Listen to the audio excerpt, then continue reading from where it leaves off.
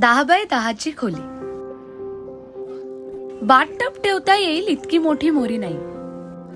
4 माणसं राजासारखी झोपतील इतकी मोठी खोलीही नाही. एक बेड, एक फ्रीज, एक टीव्ही आणि एक कपाट ठेवताच संपते ही खोली.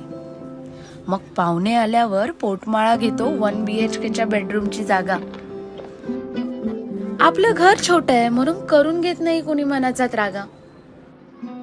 सकाळी उठल्यावर संडासाची रांग लागते आणि सकाळी उठायला अलार्मची नाही तर नळावरच्या भांडण्याची बांग लागते. तिथेच जन्म, तिथेच मधुचंद्र आणि तिथेच अंत्यसंस्कार. आपल्या रक्ताचं नाही पण आपलं कोणीतरी गेलंय याचं शेजारच्याला दुःख फार. आता 10x10ची खोली गेली, 1 BHK असलेली घरं आली. खोली होती 10x10ची पण आयुष्यात जगायचं कसं